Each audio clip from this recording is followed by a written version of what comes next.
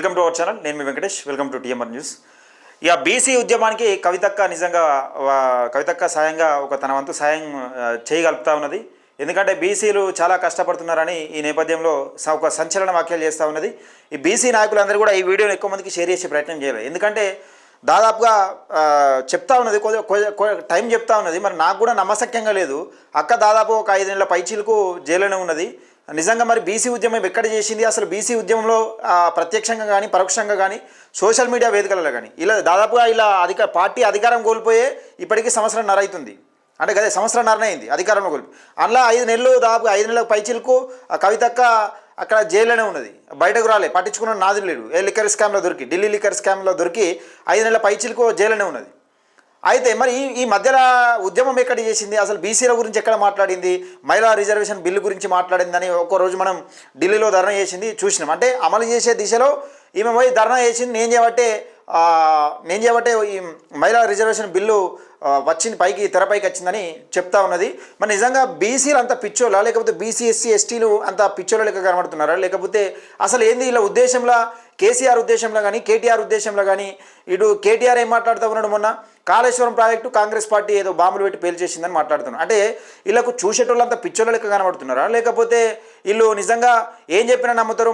మా తన పైసలు ఉన్నాయి, మేము ఏం చెప్పినా చేయగలుగుతాం, మేము ఏం చెప్పినా వినగలుగుతారు, వాళ్ళు మాట్లాడగలుగుతారు, మళ్ళీ మాకే ఓట్లేసి గెలిపించగలుగుతారని మాట్లాడుతున్నారా? ఇట్లా మరి ఈ మధ్యలో ఫోన్ ట్యాపింగ్ అంశంలో కూడా కేసీఆర్ ఏం మాట్లాడుతూ ఉన్నాడు మనం క్లియర్గా చూసే ప్రయత్నం చేసినాం. అయితే ఏదేమైనప్పటికీ ఒక కల్వకుంట్ల కుటుంబమే ఇట్లున్నదా, లేకపోతే వీళ్ళ ఫ్యామిలీ ఎందుకు ఇట్లా తయారైంది? కవితక్క కూడా ఈ మధ్యలో అసలు ఆమె ఏం మాట్లాడుతుందో ఆమె కేసీఆర్ నిరికించేందుకు మాట్లాడుతుందా, లేకపోతే కేసీఆర్ న్యాయం చేసిందని మాట్లాడుతుందా? కాళేశ్వరం ప్రాజెక్టు గురించి కూడా కాళేశ్వరం ప్రాజెక్టుతోని ఇంత సిమెంట్తో అది కట్టచ్చు, ఇది ఇసుకతో ఇది కట్టచ్చు, ఇన్ని కోట్లతో అది కట్టచ్చు, కాళేశ్వరం ప్రాజెక్టులో మెగా ఇంజనీరింగ్ కంపెనీ ఎందుకు పట్టుకుంటలేరని, మెగా కృష్ణారెడ్డిని ఎందుకు పట్టుకుంటలేరని చెప్తా ఉన్నది. ఆ కంపెనీ అసలు ఆ కంపెనీ ఎవరికి అసలు వాళ్ళకు మెగా కృష్ణారెడ్డికి అప్పచెప్పిందే వీళ్ళయ్యా. మరి ఎందుకు కేసీఆర్ని ఇరికిస్తుందా, లేకపోతే కేసీఆర్ను వెనకేసుకొస్తుందా అర్థం కాని పరిస్థితి. మరొక మాట అంటది, కేసీఆర్కు నోటీసులు ఇస్తే తెలంగాణకి ఇచ్చినట్టు అంటది. మరి కేసీఆర్ ఆస్తులు తెలంగాణ ఆస్తులు ఒకటే అయితే మరి ఇవన్నీ బీసీ ప్రజలు కూడా గమనించాలి. తెలంగాణ ఉద్యమ సమయంలో ఇప్పుడు అనేక మంది, నేను ఎందుకు చెప్తున్నా ఈ మాట అంటే అనేక మంది ఉద్యమాలు చేసిరు. కేసీఆర్ ఒక్కడే ఉద్యమం చేస్తే వచ్చిందంటే లేదు. కేసీఆర్ ఒక్కంతో అసలు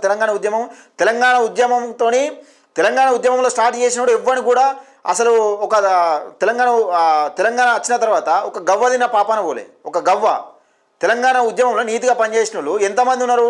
ఎవరిని ఉండనియలే కూడా కేసీఆర్. అందుకని ఇప్పుడు బీసీ ఉద్యమం స్టార్ట్ అవుతుంది. మళ్ళీ కవితకు ఒక పాట ఎత్తుకుంటా ఉన్నది. అంటే ఈ కల్వకుంట్లకు అలవాటు కావచ్చు మేబీ ఉద్యమాలను డైవర్ట్ చేసుడు, నిజంగా ఉద్యమకారులను దొక్కేసుడు, వీళ్ళు నిజంగా నేనేమో చేసినా అనే విధంగా కేసీఆర్ ఒకప్పుడు చాలా ఈ కరీంనగర్ జిల్లాలో చాలామంది చెప్తా ఉంటారు పాస్పోర్ట్ల దొంగనట. వాస్తవానికి దుబాయ్ పంపిస్తానని దుబాయ్ షేక్ అంటారట కేసీఆర్ను. పాస్పోర్ట్ల దొంగనట. ఈ చింతమడకలు ఆడాడ పాస్పోర్ట్ల నిజంగా దుబాయ్ పంపిస్తానని పాస్పోర్ట్లు తీసుకొని దగ్గర పెట్టుకుంటే పాస్పోర్ట్లు ఇప్పకపోతే ఈయన కట్టేసి కొట్టిరట. ఇంకో ఆయన వాళ్ళ ఫ్రెండే అంటాడు ఏది పత్తలాడటానికి పైసలు లేకపోతే దున్నపోతులు అమ్మి పత్తలాడినట. ఇలాంటి చరిత్ర. అంటే మన ఉద్యమకారులు నిజంగా ఉద్యమం కోసం నిజంగా ఒక జీవితాలను త్యాగం చేస్తూ ఉన్నారంటే అది ఒకటి ఉద్యమకారులు, ఇంకోటి జర్నలిస్టులు.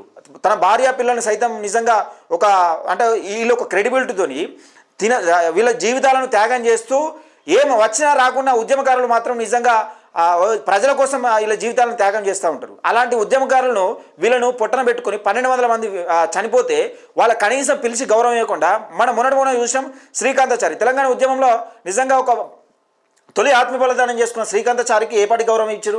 కనీసం ఆమె ఒక ఎమ్మెల్యే టికెట్ ఇవ్వలే, కనీసం ఒక ఎమ్మెల్సీ కూడా ఇవ్వలే. అలాంటిది వీళ్ళు నిజంగా బీసీ ఉద్యమంలో కూడా అంటే ఇప్పుడు తెలంగాణ ఉద్యమం అయిపోయింది. తెలంగాణ సెంటిమెంట్ ఎవరు చెప్పినా ఈయనే పరిస్థితి లేదు. తెలంగాణలో బీసీ ఉద్యమం బలం అందుకున్న నేపథ్యంలో అంటే తెరపైకి వచ్చిన నేపథ్యంలో దీన్ని బీసీ వాదాన్ని బలపరిచేందుకు కవితక్క ఏం మాట్లాడుతుందంటే సంవత్సరంన్నర నుంచి చేస్తుందట. ఈ క్లిప్ నాకు ఎవరో పంపించారు. అయితే ఈ క్లిప్పు నిజంగా నాకు చూస్తే నాకే ఆశ్చర్యం అయిపోయింది. ఇప్పుడు బీసీ నాయకులు ఎవరైతే ఉంటారో ఇది చూడాలి. ఈ బీసీల గురించి, బీసీల హక్కుల గురించి తర్వాత చెప్పులు అరిగేటట్టు వీళ్ళు కొందరు చాలామంది బీసీ నాయకులు కష్టపడుతూ ఉన్నారు కదా. ఈ వీడియో చూడాలి మీరు క్లియర్గా. ఒకసారి చూసే ప్రయత్నం చేద్దాం. ఏంటంటే నిజంగా నాకు చిత్రం అనిపిస్తుంది. అది ఏందనేది నాకు అర్థమవుతలేదు. మరి అంటే ఇప్పుడు తెలంగాణ సెంటిమెంట్ను మీరు వాడుకొని వందల కోట్లు సంపాదించుకున్నారు. బీసీ ఉద్యమాన్ని వాడుకొని కవితక్క ఈ రకంగా ఏమైనా ఎదిగి నిజంగా ముఖ్యమంత్రి అయితే కళలకి ఇట్లా అంటుంది ఏంది? ఆ కళలన్నీ కళలుగానే మిగిలిపోతాయి. మీకు బీసీలు ఎస్సీలు కానీ ఎవరు ఓట్లు వేయడానికి సిద్ధంగా లేరు. మీ అయ్యకంతే చెప్పిండు తెలంగాణ ఉద్యమం సమయంలో ఏం చెప్పిండు మీ అయ్య ఏం చెప్పిండు?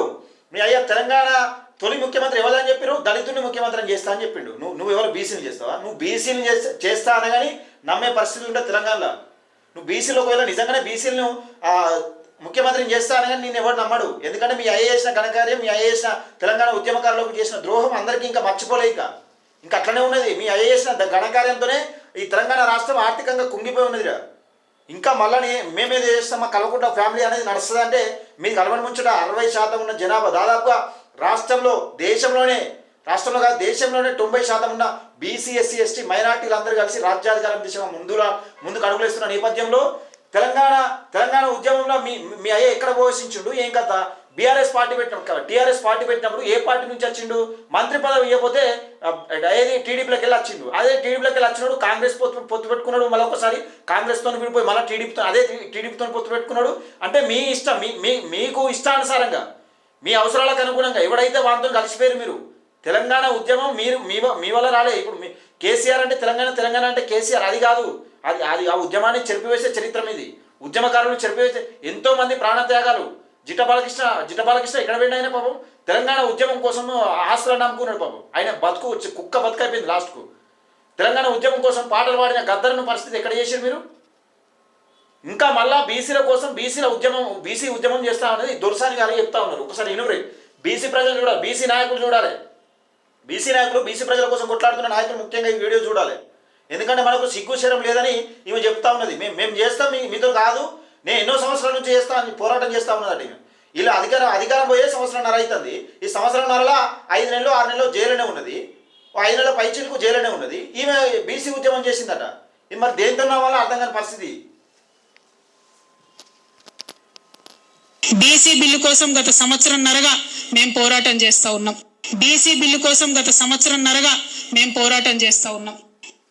బీసీ బిల్లు అనేది తెరపైకి ఎప్పుడు వచ్చింది? కాంగ్రెస్ పార్టీ అధికారంలోకి వచ్చిన తర్వాత కనీసం బీసీ బిల్లు పెడితే అసెంబ్లీలో కనీసం కూడా మద్దతు తెలపకుండా, ఆ విషయం గురించి చర్చించకుండా బైకట్ చేసిర్రు అసెంబ్లీ నుంచి. హరీష్ రావు కానీ కేటీఆర్ కానీ తీర్మానం వలన పోయి అసెంబ్లీలో ఇలా ఛాంబర్లో పోయి మాట్లాడిండు ఈ బీసీ బిల్లుకు మద్దతు తెలపాలని.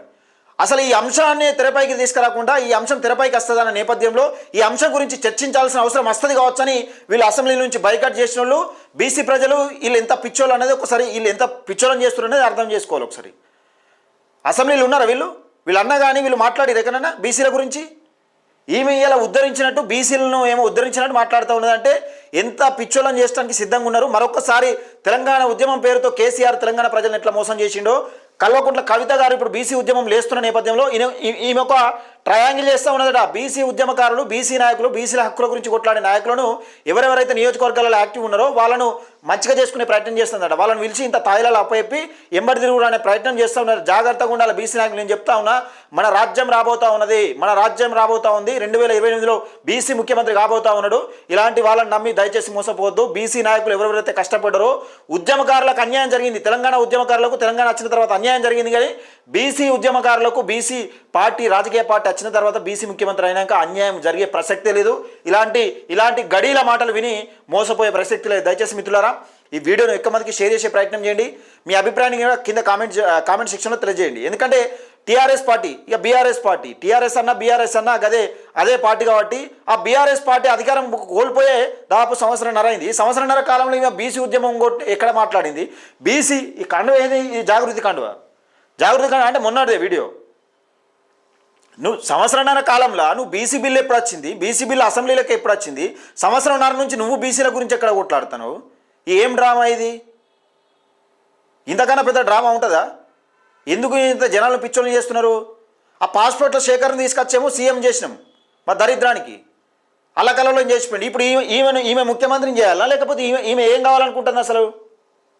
దయచేసి మిత్రులారా, బీసీ మిత్రులు, బీసీ ఎస్సీ ఎస్టీ మైనార్టీ మిత్రులు మోసపోవద్దు. వీళ్ళ మాటలు నమ్మి మోసపోయినామంటే మనం 3 చేర్ల కాదు. అసలు మనకు నాకడానికి కూడా ఏముండదు. సంఖ నాకిచ్చుడు కాదు వీళ్ళు, అసలు నేల మటం నాకిచ్చుడు కాదు, నాకిచ్చడానికి కూడా ఏముండదు. అట్లా చేస్తారు వీళ్ళని నమ్మితే. మనం 90% ఉన్న మనం రాజ్యాధికారం దిశగా ముందుకు అడుగులేయాలి. దయచేసి మీ అభిప్రాయాన్ని కూడా కింద కామెంట్ సెక్షన్లో తెలియజేయండి. మన టీఎంఆర్ న్యూస్ ఛానల్ని సబ్స్క్రైబ్ చేసుకోండి.